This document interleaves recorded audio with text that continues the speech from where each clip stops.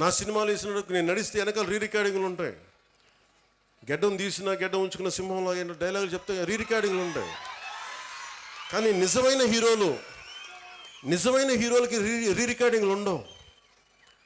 కార్గిల్లో మన కోసం చచ్చిపోయిన హీరోలకి రీ రికార్డింగ్స్ ఉండవు.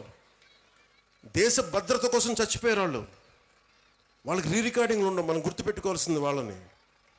మనం గుర్తుపెట్టుకోవాల్సింది మన కోసం కష్టం తెలియకుండా మనల్ని కాపాడే మన తల్లిదండ్రుల్ని, గొంతు చించుకొని మనం బాగుండాలని చెప్పి మన అధ్యాపకుల్ని, మన టీచర్స్ని.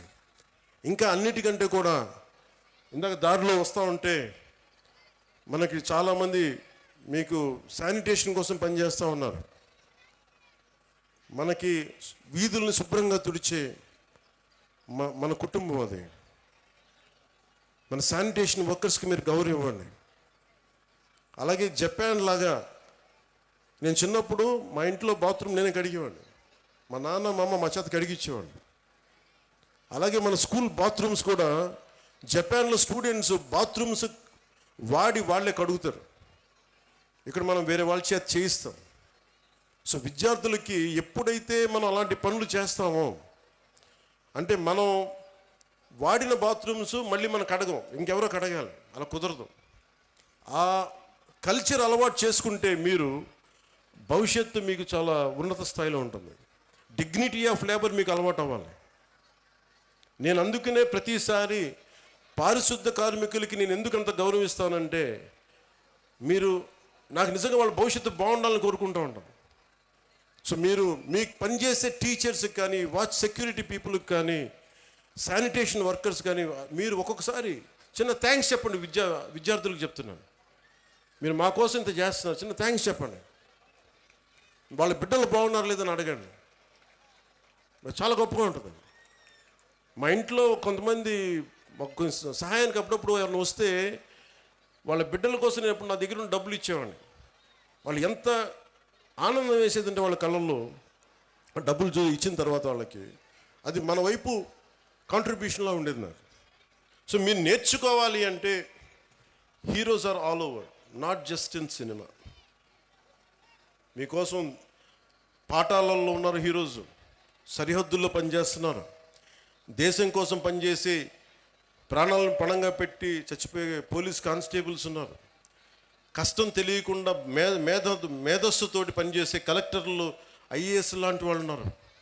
మీరందరూ కూడా వాళ్ళని ప్రేరణగా తీసుకొని మీరు కూడా ఉన్నత స్థాయికి వెళ్ళాలని మనస్ఫూర్తిగా కోరుకుంటూ మీ అందరికీ బంగారు భవిష్యత్తు ఉండాలని మనస్ఫూర్తిగా తెలియజేస్తుంది. ముఖ్యంగా ఇక్కడికి వచ్చిన తల్లిదండ్రులకి ఈ సమగ్రమైన ఈ తల్లిదండ్రులు అధ్యాపకుల ఈ కలయికని మీరు మరింత బలంగా ముందుకు తీసుకెళ్ళాలని కోరుకుంటూ ఇదే చెప్తున్నా. ఎందుకంటే సరస్వతి దేవిని పొగడాల్సిన నేల ఇది, హీరోలను పొగడాల్సిన నేల కాదు. మన కడప మున్సిపల్ కార్పొరేషన్ స్కూల్ కిందాక కలెక్టర్ గారు మాట్లాడుతూ ఉంటే దానిలో కిచెన్కి ఆధునికంగా మోడర్నైజ్ చేయాలి, సదుపాయాలు లేవు, నవీకరణ చేయాల్సిన అవసరం ఉంది అంటే నా దృష్టికి తీసుకొచ్చారు.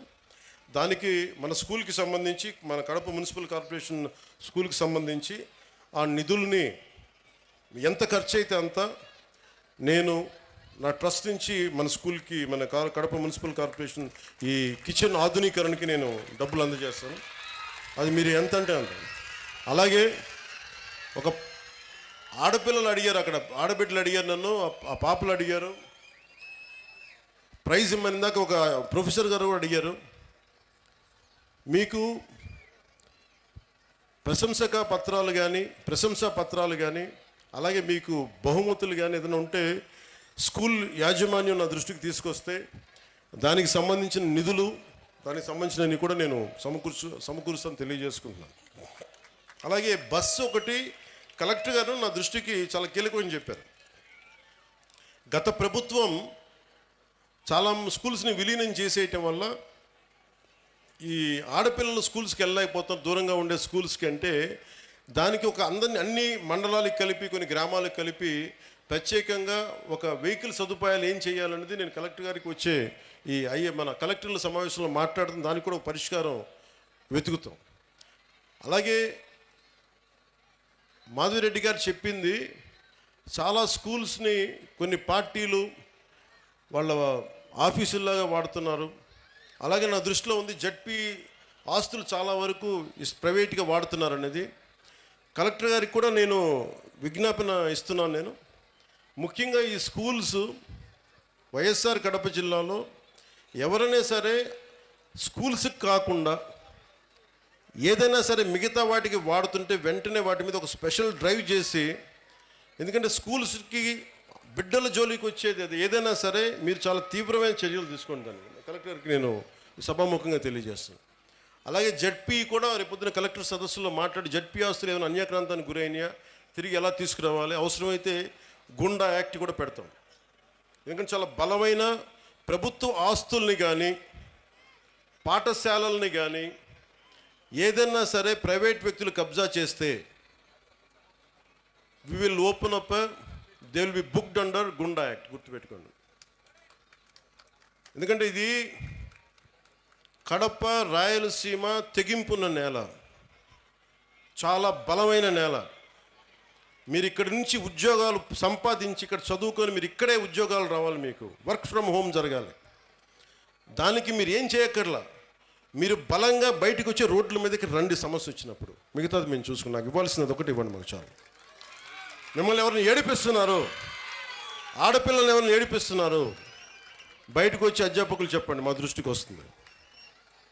అలాగే మీ అందరూ బాగుండాలని కోరుకుంటూ భవిష్యత్తులో మీకు ఏ అవసరాలు ఉన్నా సరే, మా ప్రభుత్వం నిధులు తక్కువ ఉన్నా కానీ మనసు చాలా పెద్దది. దారులు ఎతుకుతాం,